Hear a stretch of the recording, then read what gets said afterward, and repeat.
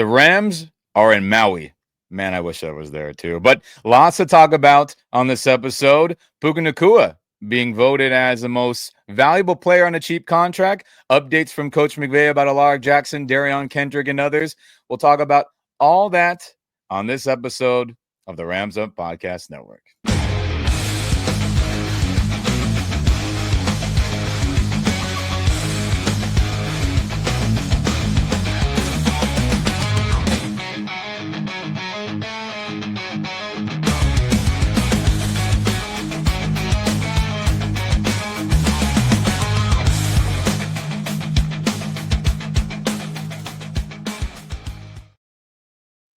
What's going on, everyone? Welcome back to the Rams Up Podcast Network. I'm Ian. That's Mark. If you're on YouTube, like this video, subscribe to the channel. If you're on the podcast or audio only side of things, share this podcast and audio with all your fellow Rams fans. Any of those options, we very much appreciate it. But man, we got a lot to talk about. But before we get into it, Rams Nation, we have a very special guest. We have Nicolas Benavides from the LA Football Network. He joins the show as our special guest as we're going to talk about everything with Rams Minicamp in Hawaii today. But Nikko, what's up, man? Thanks for joining us. Thank you for having me. Heck yeah, man. So for anyone out there who does not know of the LAFB Network, the LA Football Network, they have a fantastic crew of people, not only covering football, Rams, other LA sports, and pretty much everything up to date. If you are an LA football fan, an LA fan of any sports, they do a fantastic job. So that is the group that Nikko is a part of. You can follow them at LAFB Network on X, Twitter, and you can also follow Nikko at FootballbyNikko on X. So tune into their content. But Nikko, tell us about yourself, man, and where did your Rams fandom start? Yeah, excuse me.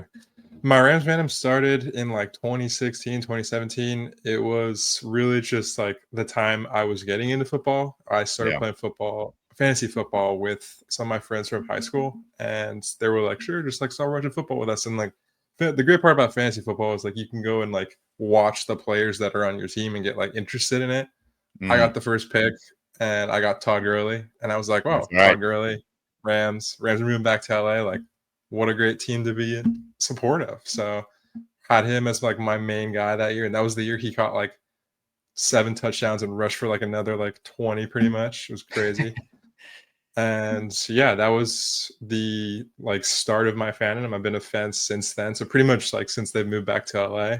And I actually got to meet Todd Gurley last summer and tell him that story, which was really fun. Dang, how was that meeting Todd, man? It was crazy. I got to have the opportunity to be at training camp last summer at LMU, and it was just insane. Like I was just standing there on the sideline the whole time, and I out of the corner of my eye, I'm like, "Who is that over there?" And it's like, "Oh my gosh, that's Todd Gurley." Like I've never been personally like that starstruck before about meeting someone. I was like, I gotta go and say hello. So I was like, "What's up, man?" I introduced myself. Super nice dude. I talked to him for like a couple seconds, and he was like, "I gotta go." And I was like, "Okay, sure. So nice meeting you, man." Yeah, hell yeah, man. I wish I've met Gurley. I've met some other players at training camp. I've lucked out, but Gurley's on my he's on that bucket list of players I got to talk to. So damn it, I'm jealous. In his prime, man, in his prime, that 2.5, 3 years, I don't know if there's anybody better. Oh yeah, absolutely. 2017, he was getting MVP votes. 2018, he was getting some, even though he had the knee stuff at the end. Kind of soured that whole end of that, great season overall. But look, he burned bright. He was a great, great LA ambassador and still is to this day. And that's awesome that he's still pulling up the training camp and you're getting a chance to talk with him. But damn, that's cool as hell. So yeah, LA Rams 2.0. That's a great time to join. And for anyone out there who feels a little, I've had this conversation with people about that. It's like, nah, man. The Ramley, we're welcoming anybody at any time. You want to join after listening to this episode? We're taking you in, Rams Nation. So, hell yeah, man. That's dope. But all right, Rams Nation. The Rams 2025 minicamp in Maui, Hawaii update as the Rams are finally enjoying the time out there as it was announced not too long ago that they would be going to Maui, where, yes, they did have horrible fires, and unfortunately, they are still in the process of rebuilding. But with the Rams rejoining the area, as they did have a preseason game back in 2019, the city, the state of Hawaii was very excited to have the Rams out there, as they've had tons of fan interactions, signings for the fans with players. They've also had tons of meet and greets and or, youth camp events, as you can see here if you're on YouTube with us, Devontae and Puka high-fiving all the guys out there wearing their Rams youth football camp shirts, as they hosted and the players were the coaches for that day. And what a great experience overall for the community of Hawaii. Probably a great experience for the players, coaches, and the organization as a whole.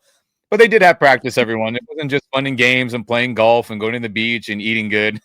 There was practice. There was important updates, and we'll talk about all those next. So what is the biggest one that we all thought was no-brainer? And then we show up, all today on our news cycle, and we're like, he's back, and who is that? Who am I talking about? Rams re-signed cornerback Darion Kendrick, as we all thought a couple of days ago, or in the last, half a week or so, that Darion was a player that was a cap casualty. We went through it, that the Rams saved $3.4 million in cap space and only had $33,000 in dead money to get rid of Darion Kendrick. As we talked about how Emmanuel Forbes was stepping up. They liked what they seen from AJ Green, not Bengals AJ Green, young AJ Green with us. They liked what they seen from Josh Wallace. And then, of course, Darius Akello, Kobie Durant. And we thought, hey, there was just not enough room for him. But McVay says decision to cut and re-sign Darion Kendrick was a financial one, as they cut him to save all that money we talked about, that $3.4 million in cap. And they said, hey, Darion, we'd like to have you around. Of course, now you're a free agent. It's up to you if you want to come back or not, but we'd like to have you. And this is only a business decision. We don't dislike you. We don't think you can't play. McVay explained that to reporters. And so Darion says, yep, I want a vacation in Hawaii a little bit more. So he's staying around for the preseason at least, and we'll see where it goes from there, as now Darion's on a much cheaper contract. I want to say probably $1 million or less. Those details aren't out there yet. But gentlemen, isn't this kind of crazy how that happened? Mark, I'll start with you, dude. Like, he's back. Yeah, I'm curious to know, and we'll probably never will know, is this a conversation they had before he was waived? Probably, right? Yes. And he did say that. Coach McVay did say that, Mark. Yeah. And did any other teams make a run at him? And if they, because that's, I really expect it. And I even said on one of the podcasts that I fully expected the 49ers to grab him. That's kind of how these things play out. I mean, and maybe they made an offer. We may not know, but I was surprised they cut him, because I thought he was a guy that he's kind of an ace in the hole type of guy. We forgot about him out a whole year, and maybe come back and elevate his play and add to this cornerback room. So we'll see. Yeah, we'll see. I mean, Nikko, what are your thoughts on that? Him saying goodbye and welcome back. Yeah, kind of like you already mentioned, I think it was just really just a financial thing. Like clearing the $3 million cap space, and then I know that they really liked his play, and maybe not the penalties, but I know that coaching staff was really a fan of him, and he unfortunately got hurt last year during training camp, so he didn't really get to have see more of him and develop him as a player. So I think that having him back is good. He's a young guy.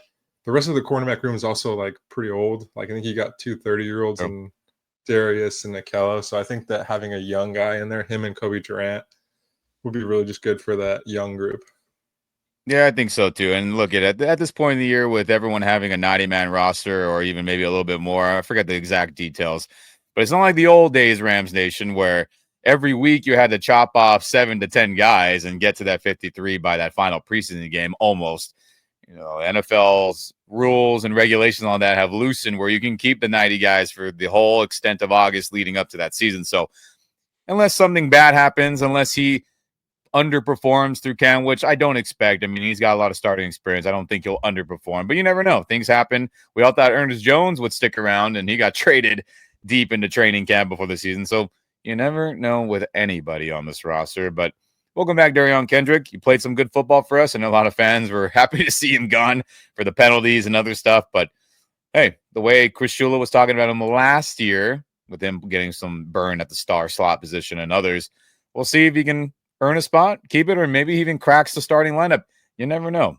But hey, I'm not mad that he's back. I'm definitely not. So good update there from McVay. And McVay also gave us a huge update, everyone, about Alaric Jackson.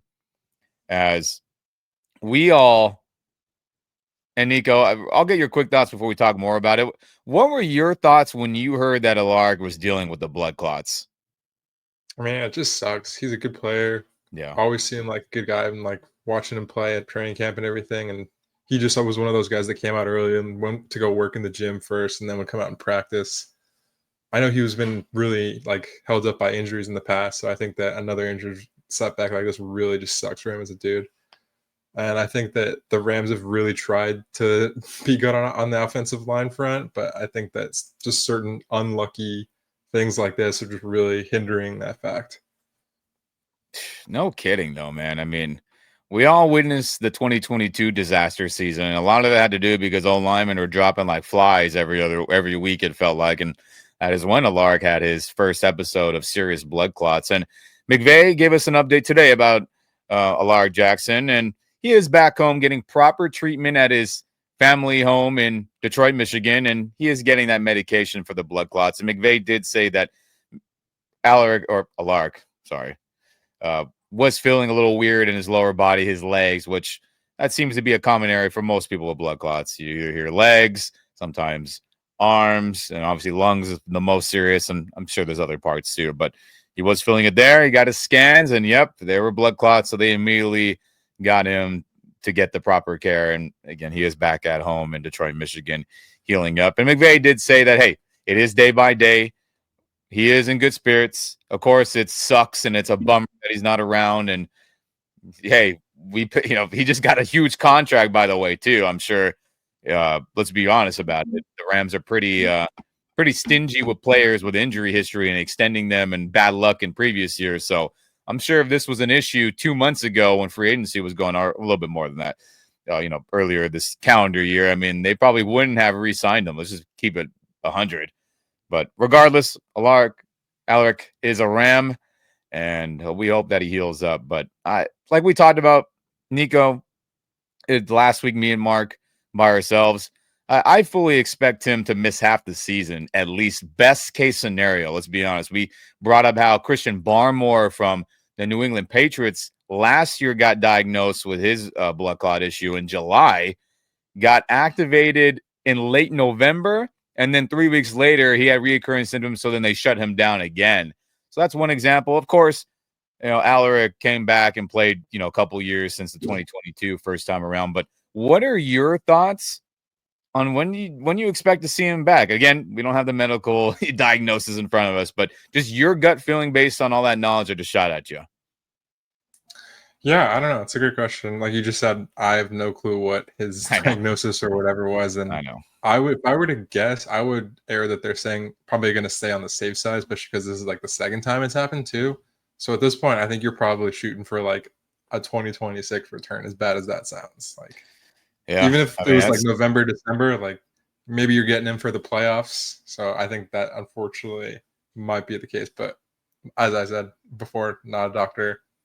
Just a guess. Yeah, I know. Neither are we, everyone out there, in case you didn't know. So I know. But Mark, I mean, your thoughts on McVay's update as well. Like, gosh dang it.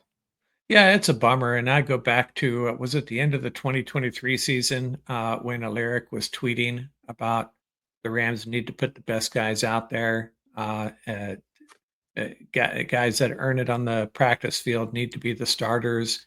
And then when they re-signed him, what did he say? He said, I don't want to block for anybody but Matthew Stafford. So, he's a team guy. He's perfect for this culture, and that makes it extra painful.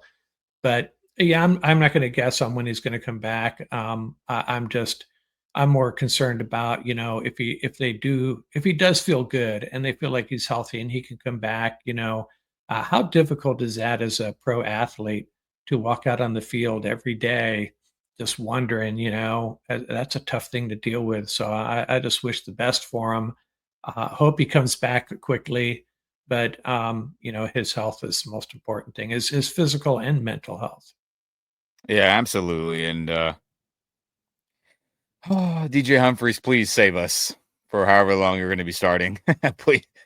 Please, I cannot go through another cycle of bad O-line play like 2022, or even the games we saw last season, Dolphins game, Lions game, Arizona the first time, other games I'm blanking on probably, but those three stand out where we lost, unfortunately due to O-line play, being a big reason why. So Rams got on top of it, signed DJ Humphries, and we'll see what happens day at a time, McVay says, on Alaric Jackson, as we wish him well back in Detroit, Michigan, and hopefully he heals up and we'll have a nice long life outside of football. But isn't it surprising that he would go back to Detroit for the best medical care? I thought it would be here in LA, but just saying. I get it. Well, I think you look at Dr. Neil Elitrosh is our doctor for the Rams, and he is a doctor for the Dodgers, and I think he has some stuff with the Lakers every now and then as well. I don't think he's the team doctor Lakers, but whatever. He's the main guy out here and main guy for a lot of pro athletes for any recovery or anything, and especially surgeries and all that. But he's a brilliant man from all things I've ever heard about him.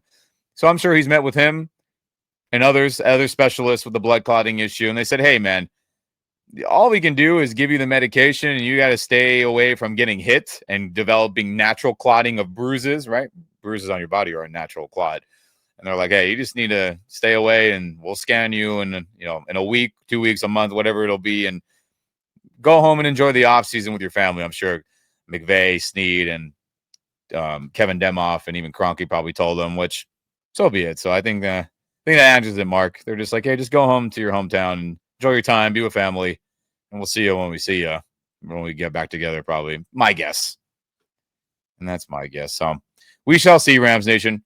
We shall see what happens, but I tip my cap to Alaric Jackson for being a strong human being and dealing with it and still wanting to play football. It's tough, for sure. But what's another update that we got from Coach McVay? And, well, Rams Nation, a Kyren Williams contract update. As McVay says, the Rams and running back Kyren Williams, our former All-Pro player, are getting closer to a contract extension.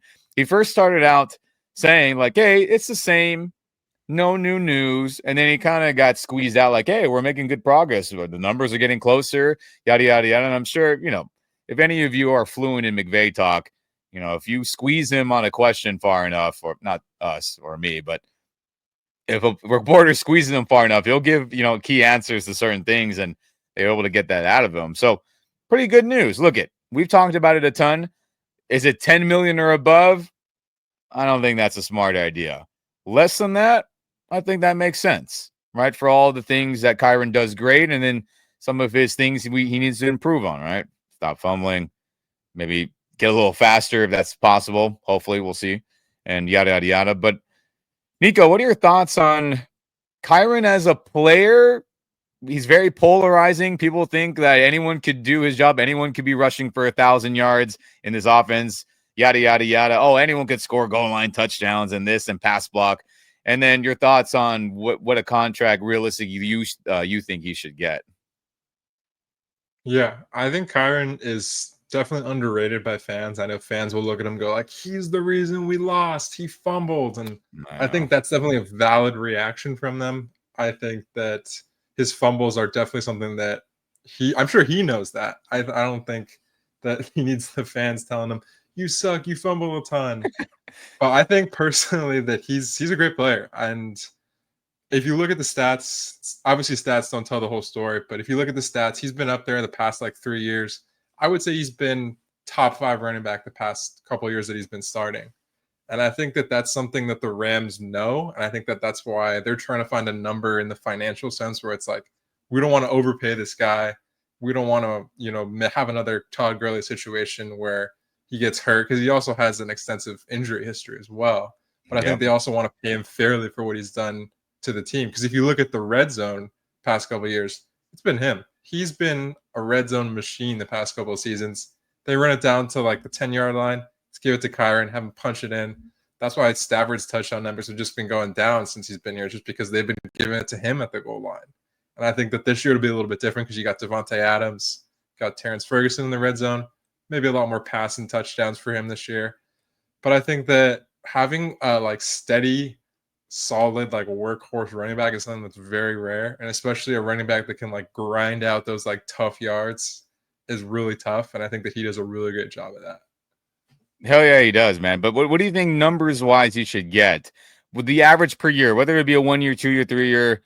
That's, I mean, whatever. What do you think like his average per year? 10 million or more, or less than that? I mean, what's the number you think? I'm not too sure what. I'm not a contract whiz, but That's fair. I'm going to go and look up running back contracts right now, and I'll let you know. Yeah, let's do it. I mean, while you do that, then I'll ask Mark the hard hitting question. I mean, what do you think? You think over 10 million? You think less? I know we've discussed this a little bit, you and I, beforehand, but the great debate continues on Rams Twitter and Rams, the Rams internet universe, Mark. Well, I don't know if anybody has defended Kyren Williams as much as I have for much of the reasons Nikko just explained.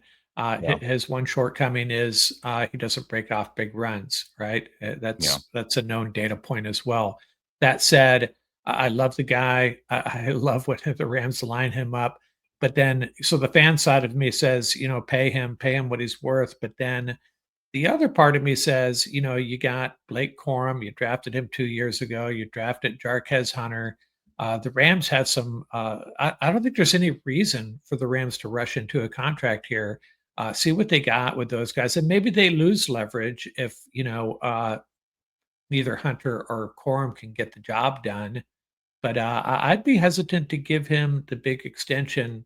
I'd be a little bit more patient, and right now I would say south of the big time running back contracts, whatever they are. Yeah, that's fair. And then for me, it's got to be less than 10. It just my opinion. Why is that? Because we have to see him stay healthy for a full year. We have to see him not fumble in big games. And then I have to also see him be a part of the passing game a little more. And I know the passing game part of it has nothing really to do with his ability or lack thereof. It's McVay's play calling, never using the running backs in the passing game, which irritates the hell out of me for years.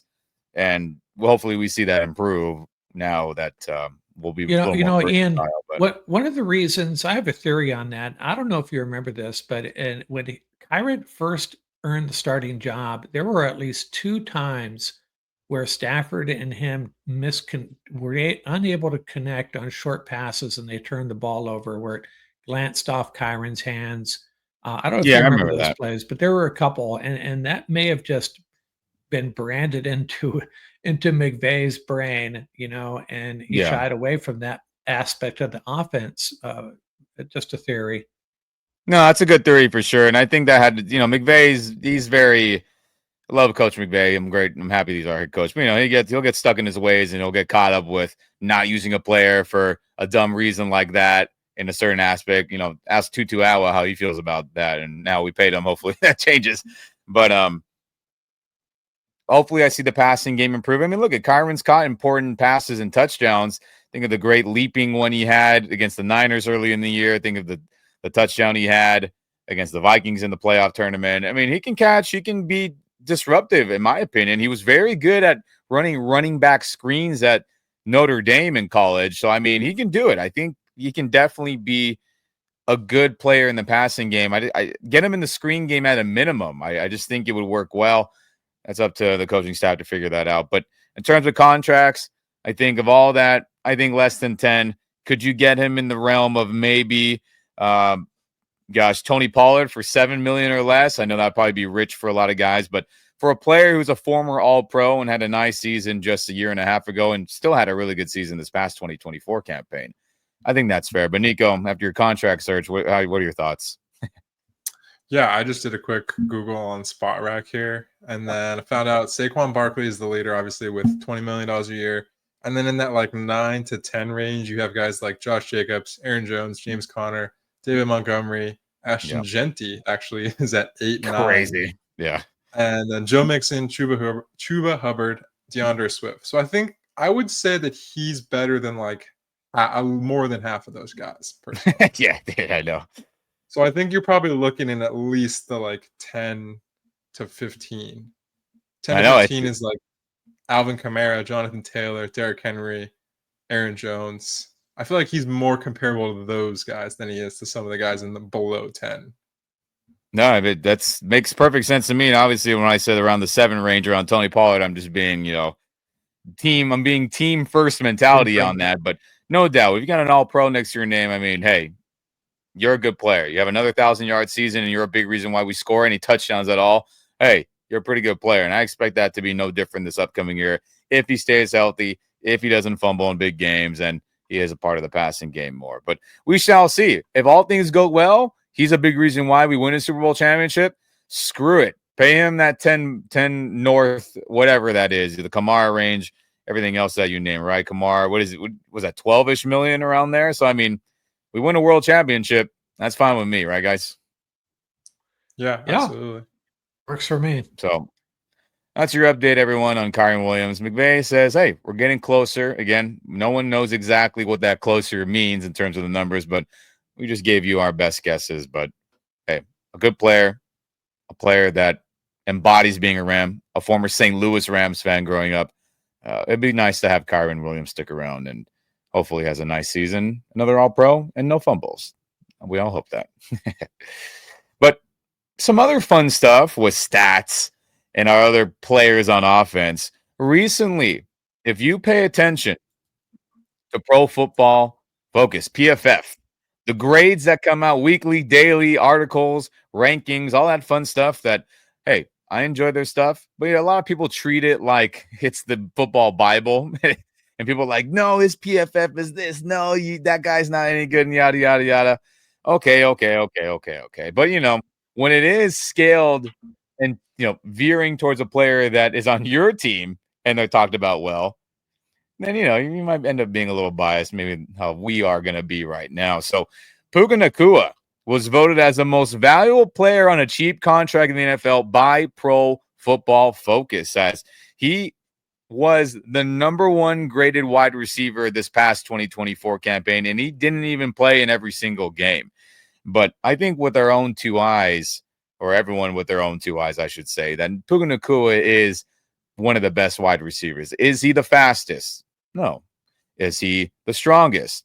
I think you could argue that, actually. Is he the quickest route runner, the best feet, the best this, the best that? And maybe not, but in terms of being a complete football player, get yards, get open, block well, he is a baller, and I'm glad that PFF recognizes him as that. But, I mean, gentlemen, the most valuable player on a cheap contract, I think they might be right. What other player could you think of as kicking ass like he is on a 5th-round contract and is balling out like an all-pro every year? I mean, your thoughts, Mark, on PFF declaring him as such, and what you expect from Puka this upcoming year, now teamed up with Devontae and Matthew Stafford and everyone? Yeah, when you think about it, he's a logical choice. So productive, and on a round 5 contract. So, and what do I expect from him this year? It's really hard to put your finger on what this offense, who's going to produce at a super high level. Is it going to be more of a team effort? I mean, we've talked about this. People are predicting a big year from Terrence Ferguson. They're predicting a big year, bounce back year for Tyler Higbee. Hey, this is Blake Corum's year to get involved. Devontae Adams is going to go off. Puka's going to go off. Tutu Atwell, it's time for him to step up. Jordan Whittington, he's going to emerge. And I don't know if all those things can happen, and that's okay. No. But Puka, I don't think he's really too concerned about that either. He just wants this team to win, and he's going to do everything it takes to get the W's. And I expect him to have a solid year. And I don't know if I'd make any more predictions beyond that as far as yardage, touchdowns, and all that, because this offense on paper seems to be pretty loaded, in my opinion. Yeah, it is. And to your point, real quick, PFF also had the Rams as the number 5, going into the season ranked offense in terms of pass catchers. That includes the tight ends, the running backs, all the receiving players, and everybody that could catch a pass. They had them as a number 5 group going into the season. So I think a lot of expectations, and I think rightfully so. But Nikko, I mean, your thoughts on PFF having Puka as the most valuable player on a cheap contract, and your thoughts on what he's going to do in 2025? I mean, the stat is pretty much just saying, like, this is how good the Rams scouting department is. Yeah. Because it's not really the contract at this point. It's really just like he's on a, what is it, fifth round draft pick contract. Yeah. So it's really just like he's on a rookie deal still as a fifth rounder. Yeah. That's really just what it is. But I think, he is one of the best receivers in the NFL. And he probably will be even better with having, less attention and like a more capable wide receiver in the offense with Devontae this year. Yeah, I mean, please, everyone, please DJ Humphries, keep Matthew Stafford up so we can see him. Number 12 here, our new number 17, and Tutu and Jordan and Ferguson and Higbee, everyone go off. My goodness, because all this is fantastic. But if Matthew Stafford can't deliver the football or because he doesn't have time, then forget about all this most valuable on a cheap contract and number 5, preseason ranking going into the season, all this stuff. But man, oh man, Puka Nakua is a baller. Shout out to all the Polynesians, any of the Hawaii natives that went out to see him, talk to him, interact with him in the Rams this past week at minicamp.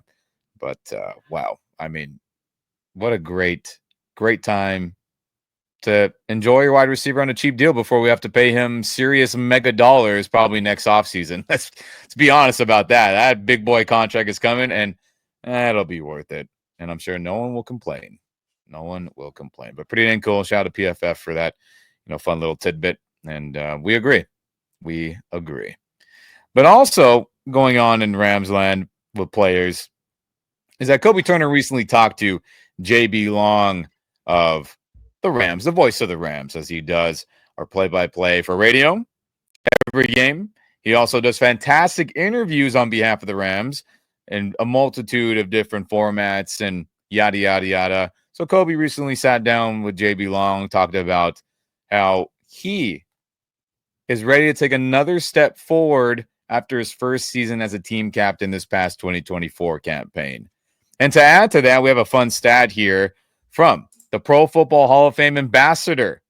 He is PFHOF ambassador on Twitter X. You can follow him. If you're tuning in here on YouTube, you can see all that. And he says, Kobie Turner, the Rams D tackle in 2024, was double teamed on 52.4% of his pass rush plays, the highest figure for any NFL interior defensive lineman per NFL, which is crazy. Aaron Donald retires, and he was getting double and triple teamed probably the most in the history of the sport, probably.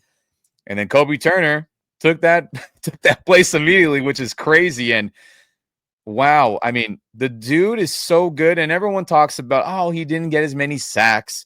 He didn't produce in this, and that with pass rush and yada, yada, yada. But people forget that he switched off from playing traditional 3-tech defensive tackle and then playing head-up nose tackle, face-to-face with the nose or face-to-face with the center, excuse me.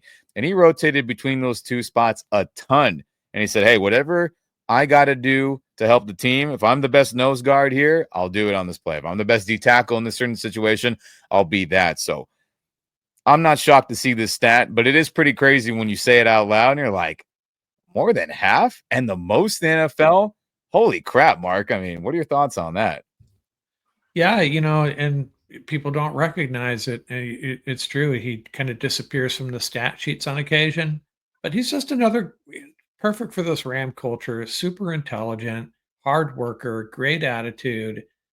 He just wants the W's, just like Puka does, just like Jared does, just like Kyren does. Man, the Rams draft picks. I was just looking over, seeing who is up for contracts here, along with Puka. Kobie's going to be up pretty soon. Byron Young, Kyren. Man, we're going to have to make some decisions of who gets paid and who doesn't. But I think Kobie's another guy that's going to get paid. Yeah, I mean, he definitely is. And he'll be worth it too. But decisions, you're right. You're right 100%. But Nikko, I mean, your thoughts on Kobie Turner as a player, how he performed last year with this fun stat now that you're aware of, and your thoughts on him going into this upcoming season. I think just looking at the stat and think about it for a couple of seconds, I think that having Puka forward, like you were saying about him having to shift over to nose tackle and everything, I think having Puka forward will be really big for him because then he can kind of play like a true like rush D tackle instead of having to eat up runs and stuff.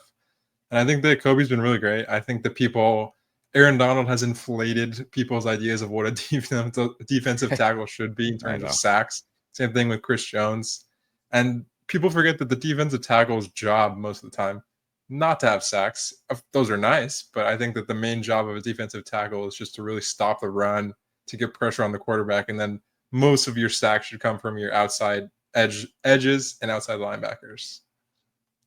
That's true. You're right. Aaron Donald's, skewed the hell out of everyone's mind. Like, oh, your D tackle should be getting 12, 13 sacks a year while being double team and triple team every play.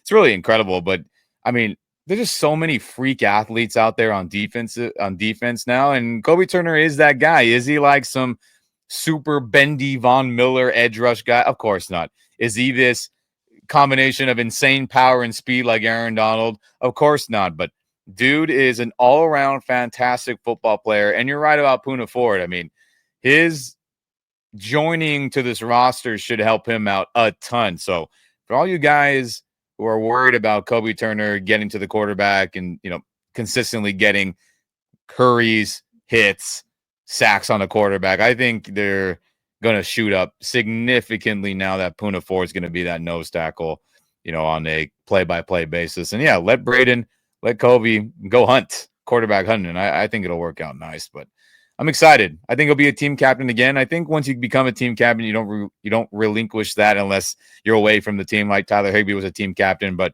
he was on the PUP list, rehabbing and all that. So I guess not that he was ineligible, but he wasn't technically on the roster.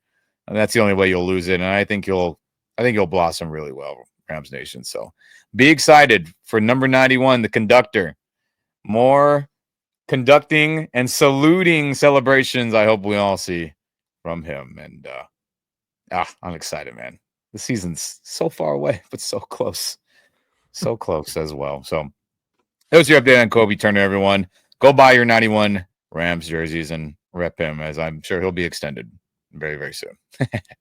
And what's another young Rams player that is probably been talked about the most I've ever heard from a young Rams player in the history of this franchise? And, well, that would be Jared Verse. Challenged Aaron Donald not too long ago. Got his ass whipped probably in the weight room. He enjoyed it. It was a fun video. We all saw it. But who's another legit player who has a lot of weight to his words talking about Jared Verse? And, well, that would be former All-Pro left tackle Derion Armstead says outside linebacker Jared Verse's play is a big reason why he retired. As shout out to our LAFB Network friends for having this fun graphic, as they quoted Derion Armstead saying, "Yep, that young boy Jared Verse, I never got to see that man again. I'm retired."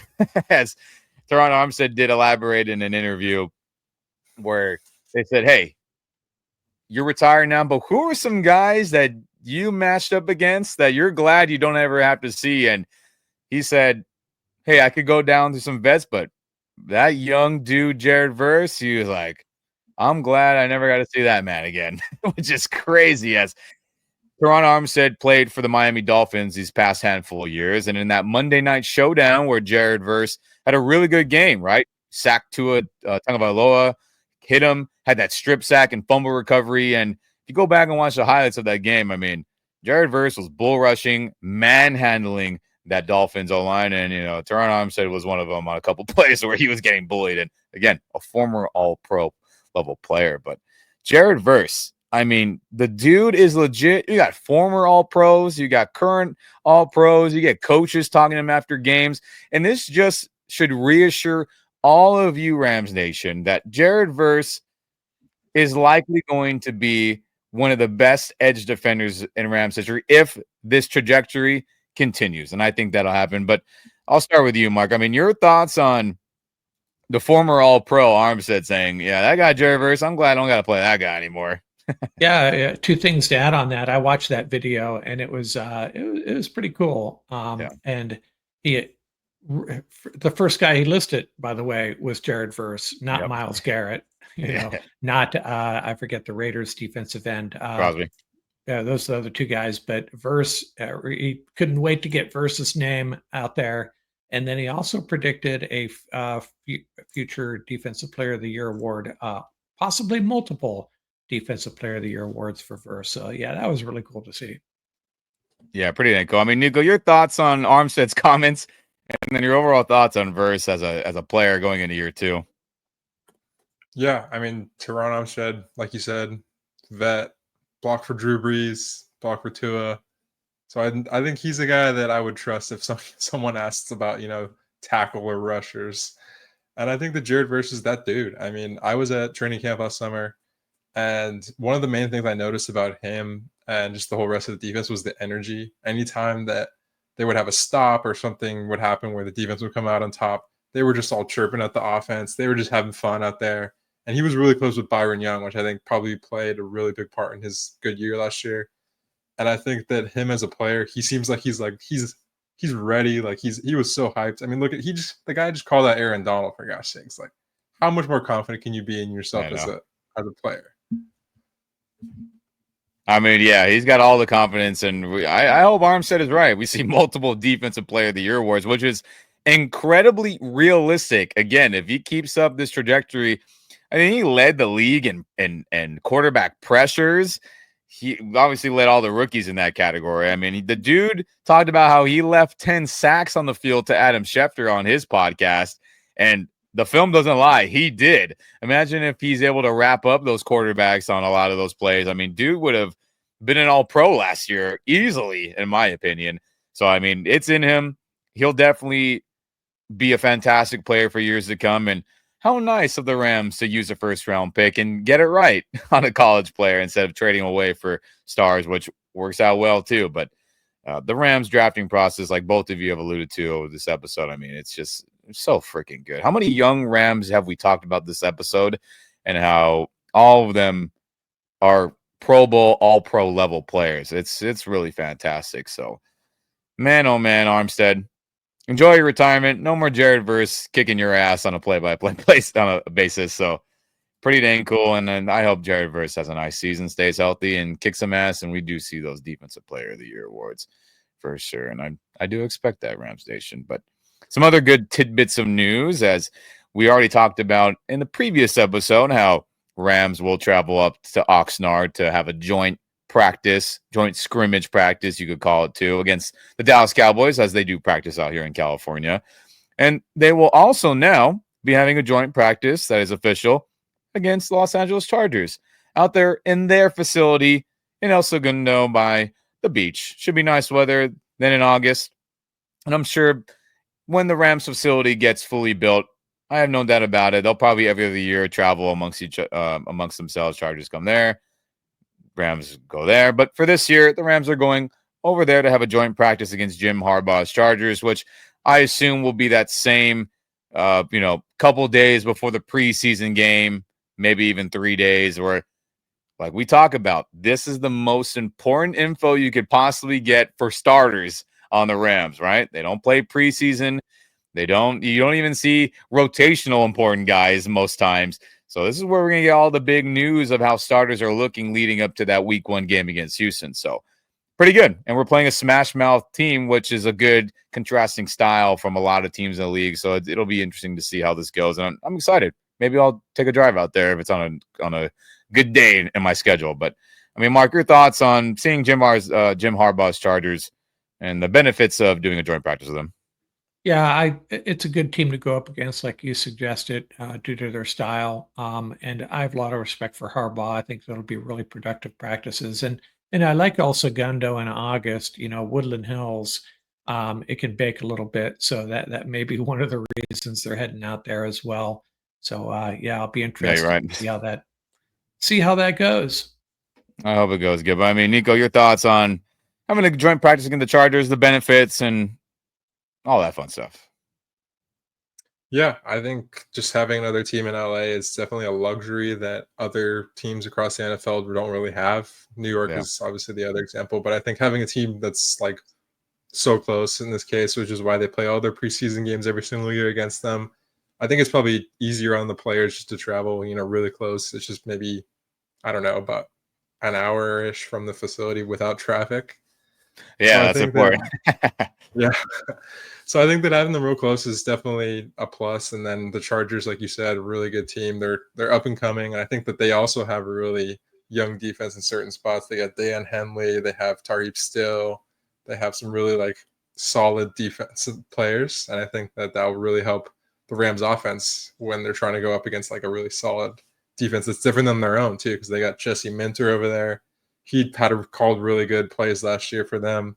So I think that it will be good for both teams. You're right. And then also, as you were talking through that about their players on defense, I mean, this will be a little Puna Ford reunion, right? We'll see how good our run stopping ability is with now him being on our defense against that smash mouth run style offense that the Harbaughs like to employ, especially Jim Harbaugh with their, Najee Harris being there, their first round pick, who I'm just blanking on his name right now for whatever reason, who I really enjoyed out of the draft. So we're going to get tested. We'll find out a lot of good stuff. Hey, are we stopping the run better, or is it the same old story where good for a couple plays and then a breakoff run by a running back, a la Saquon Barkley? I'm tired of. I think he might still be running, unfortunately, but it'll be a good test. It'll be a good test. The Puna Ford reunion scrimmage. That's what we'll call it. That is what we'll call it. But man, a lot of good stuff, Rams Nation, today. As Sean McVay did allude to that, hey, there was not a lot that was going to be going on in Maui, Hawaii. I mean, he joked about it like, hey, we're not going to get shit done, he said, way back when. And they did practice a lot of community outreach stuff. But, hey, we talked about all the updates with players. I think we got a lot of good info out of what he had to say in our own dialogue here today. And I just hope that all players stay out of trouble during this dead period leading up into training camp. Everyone vacation safely. No freak hiking accident. No this, no that. No DUIs, right? No, none of that. Everyone stays clean, including you, Rams Nation. Stay out of trouble so you can go to games at SoFi or see your team wherever you are on planet Earth. But, man, we'll still be here. We'll still be cranking content. We'll have plenty of guests. Nikko will probably rejoin us at some point very soon as well. But a lot of fun stuff we talked about today, gentlemen, for sure. Yeah, good stuff. It's great to have Nikko too. Get a different aspect, different view of where the Rams are headed. And we love connecting with other content creators, Ram content creators especially. We're trying to build a little network, a friendly association with some of these other guys. So it's nice to have you aboard, Nikko. Yeah, thank you so much for having me on. Yeah, I was going to ask you, Nikko, one thing you didn't mention. Now, you guys have a website where you do a lot of published articles as well, right?